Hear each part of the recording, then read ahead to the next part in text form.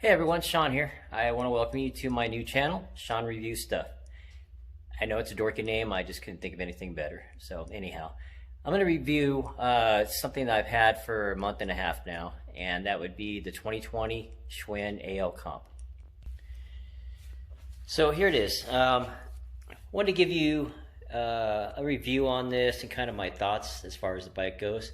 So if you watched my last video, you'd know that I was looking for a bike that I could use to go exercise because I hate running.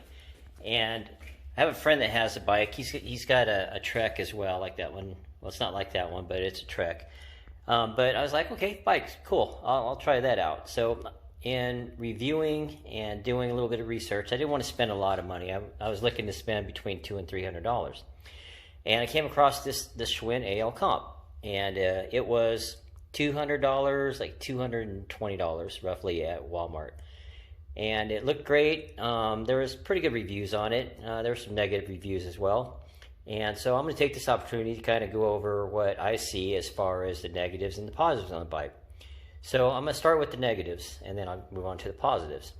So negatives, I'm going to start right up here, and like I said, I've just recently got into biking, actually a month and a half ago when I got this. So didn't know anything about bikes, and learning as I go here. So if I make any mistakes or I miscomment something or misname something, be sure to let me know, because you know I just sometimes have a hard time thinking of what the names of things are when I'm talking about them.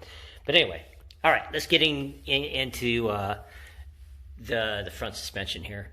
So what I noticed the most about this is it does fine on the streets, but I have taken it off-road on a couple trails, and I noticed that when the shock, like if you say you want to try to just pop a wheelie, which I can't do, but like if you're going up at a curve, you'll hear it bottom out or top out, whatever you say, but you hear it clank when you bring the bars up.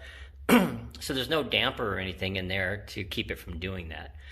So the main thing that I noticed about it is the noise. The ride is okay. It's supposed to be 100 millimeters of travel, and I don't really think it has that, because if you notice, right about there is where I noticed the shock goes to, and I've really put some weight on it, and but you know, you can see the little dust ring or grease ring, whatever you want to call it, and that's usually about where it ends up. So I don't think that's actually 100 millimeters. I could be wrong. Maybe it is. I'm just not putting enough weight or force onto it. So that's the first thing. The second thing is the brakes. And honestly, I can't remember if it says that these were branded brakes on Walmart's website when I look at it, but there's no branding on them whatsoever. However, the shifters and the brake levers are Shimano. So the click shifters they have up there, I'll talk about in a second. It does have a quick release front hub, and the biggest thing I noticed about when I first got the bike, I bought it and it was still in the box, and they didn't have anybody to assemble it there, so I just took it home and put it together myself. And not knowing all that much about it yet, but I'm pretty mechanically inclined. However, the rotors are a little bit warped on both the front and the back. So what I did was I tried to straighten them out. I know there's a tool, and I just tried to bend it back a little bit, but I don't want to bend it too much. So actually I adjusted it too, and I was kind of watching some videos, and what you do is you just undo the two bolts that hold it on, and then you clamp down on the brake, and then you go ahead and tighten these up. And that seemed to work pretty well. And then also there's adjustment on the back side. There's an Allen wrench or an Allen key nut back there. It's actually, let me show you. So that right there, you can see it in my dark garage. So you can put an Allen wrench on that, and you can adjust the pad in and out. So that's what I did. I adjusted it out a little bit, and then I also adjusted, clamped down on it and tightened up the bolts when it was loose, and that seemed to have helped. So now, let me show you here. I can lift up on it. So you can still hear just a little bit of rubbing on there, but you don't notice it at all when you're riding, and it doesn't seem to slow down the wheel at all. So, but that's my first and second complaint about it is the rotors, and the brakes kind of being out of adjustment. Having said that, so going up here, here's the brake lever, so it's adjusted real well. You can see there's not a whole lot of travel in that, so I've got them adjusted just right, pretty much. So the bar, it came with a 600 and something. I'm not going to say because I don't remember. It's a 600 and something millimeter bar, and there's a curve in it right there. But just noticing after riding the Trek over there, I got used to the 730 millimeter bar. So this is actually a Bontrager bar, came off of the Trek. I replaced the bar on the Trek with a new bar, 730 millimeter. So I had this one left over, so I figured, okay, I'll just go ahead and put it on here, and I love it. So maybe one suggestion is to switch out the bar. Not to say that the one that came with it is a bad bar. Just for comfort, though, I just find the wider bar better for some reason. So this is still the same. I haven't changed it out. Can't remember what you call this. The head. Anyway, yeah, that I can't remember what you call it right now. But that's still the same, and I didn't change that out. And then everything else, as far as the head tube and all that stuff, is all the same. So let's go here. The next gripe I have about this bike is the front derailleur. Now, not knowing anything about this stuff, I did do some research on how to adjust the front and rear derailleurs because I was wondering and I wanted to know how to do it. And actually, when I got this bike, I was having a hard time shifting between gears. It would kind of hang up a little bit. So I was like, well, I need to figure out how to do that. So I did the research on it and tried to adjust this front derailleur.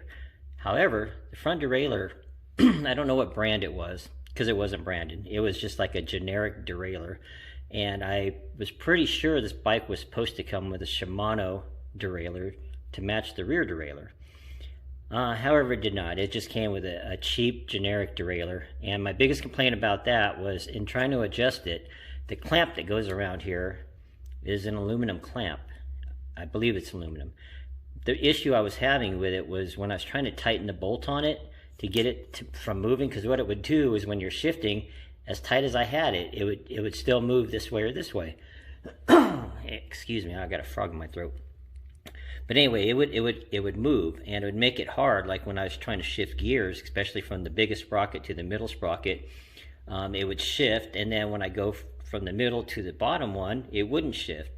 So anyhow, the issue was with the derailleur. It's just a cheap derailleur, and ended up getting frustrated. Another thing I had an issue was with the cable. The cable was frayed. I only adjusted it like 3 times, and the 3 times I adjusted it, the cable, spread out and frayed to a point where it was really hard to get back in. And it was just, I don't know if it's a cheap cable or maybe it was me. Maybe it could have been me. I don't know. But it just seems like, it shouldn't have frayed that fast. So that's another complaint I have about it. Anyway, I got frustrated. I took it off, and I have a crank set coming for it. It's a 1x crank set. So I'm going to change out the cranks, and I got a 30-tooth crank coming for it. So moving on to the back. Now, it did come with a tourney derailleur. And like I said, I thought it would have a tourney derailleur up front, but it didn't come with that. But this one is branded tourney, and it does a good job. I've got it all dialed in, and I actually changed out the freewheel on it and went to a mega range freewheel. So that'd be a good match for when I get the 1x up front. All right, and as far as the derailleur goes, I am noticing when I'm up in first gear up here, I'm noticing a little bit of noise, and I've adjusted this screw here down, so it makes less noise. I notice you got to have this screw all the way in, and that actually brings the derailleur down a little bit. So I don't quite have it all the way in now. I actually backed it off just because I don't like having things right to their limit. But it seems to work okay. It makes a little bit of noise, but it does the job, and I don't think it's hurting anything. And then I've got the alignment and all that stuff dialed in on it. Other than that, I changed out the pedals because the pedals were crap. It's just the plastic ones that come with every Schwinn, I think. And other than that, though, that's pretty much all the negatives I really have on it right now. The tires. So I can't see the brand on the tires, but anyway. So here's the tires and the tread, and these are 2.20. I think they're 27.5 by 220s, I believe. And I've decided to do this video in the garage at night, of course. So I can't tell. I'll tell you later if you really want to know. But anyway, here's the tread on it. And the tread seems to be pretty good, especially for the road, like a mixture of road and off-road. They have good traction, and they make a little bit of noise on the road, but nothing that really bugs you. So tires are both the same size, front and rear. Now the seat. The seat is actually up here. It comes with this padded seat, and you can see it actually has a lot of padding in it. And that seemed great to me at first, but when I started riding it, it got to the point where it flattened out so much that it started to get hard. So even though there's a lot of padding there, it still wasn't comfortable to ride for a long time. So what I did was, on my Trek, I got this Whip Cop seat here, which is a gel.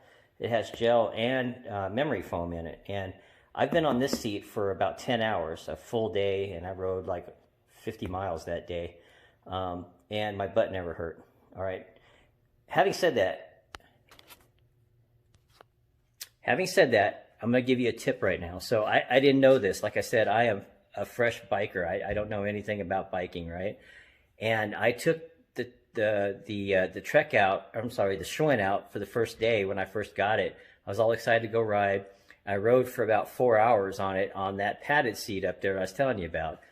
And so it was okay, but it was still uncomfortable, right? And then after doing some research, I realized that you have to have these bike shorts, and they're called chamois. So I always thought, I was like, chamois, isn't that what you wipe your car down with? But no, they call them chamois. So it's basically padded underwear, and they have gel inserts in them. Bike shorts, same thing, they have the gel inserts. So make sure, if you decide to take up biking and you go with any type of seat they have these days, apparently, you need to have those chamois. So that's just my Sean's tip of the day for you, because I thought I blew out my you know what down there because it was hurting. So anyway, back to the bike.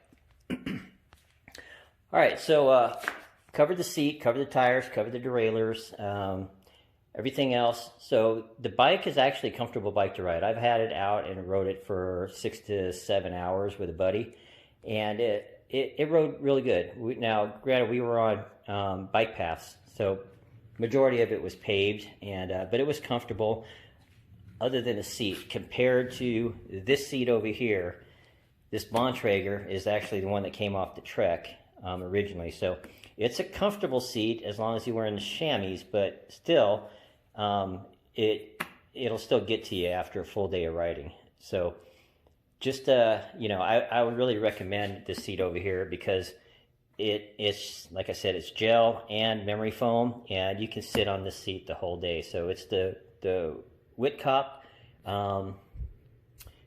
Medicus. Yeah, there it is, Medicus. So anyway, I just came across this seat and seen some good reviews on it and decided to buy it, and it's been an awesome seat. So that's probably going to be the next thing I do over here, is buy another one of those seats to put on here, because that makes a huge difference when you're riding all day.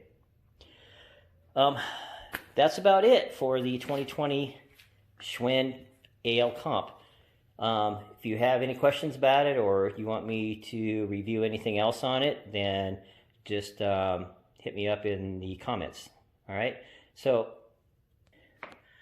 do me a favor, if it's the first time watching this, I'm like really new to this YouTube review thing. Like, it's actually my first video reviewing. So if you could do me a favor and like and subscribe, I'd really appreciate that.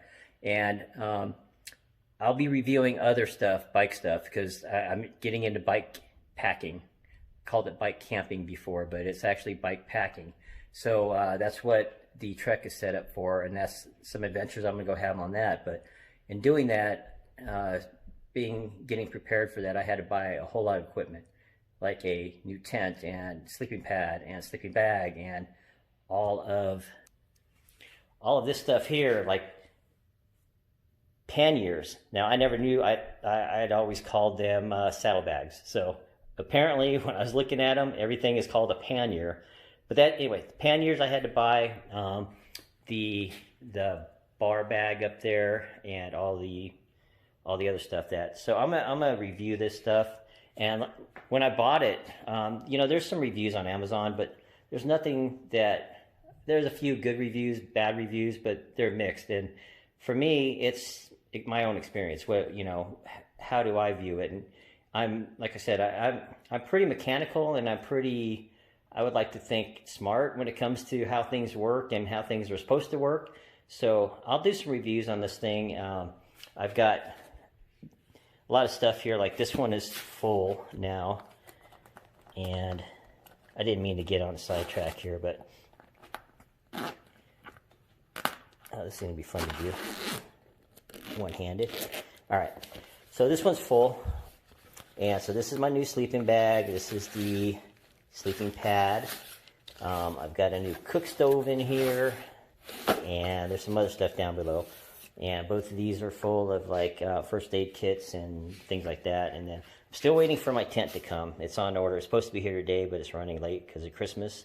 So anyhow, when I get all that stuff, I'm actually going to go bike packing. And I plan on going down by Lake Mead or maybe the river area somewhere. And I just want to take 2 or 3 days on the weekend and start out here and end up who knows where every night. And I'm going to do some reviews on this stuff because there's not a lot of reviews out there on the stuff that I bought. And the reviews that I did see weren't real clear. They weren't in-depth reviews. So I like to take the stuff out and then just kind of video how it lasts and you know, what I think the good and the bad things are about each piece of equipment. So stay tuned for that, and I won't hold you any longer. So thanks for watching. Make sure to like and subscribe, and we'll see you later. Thank you.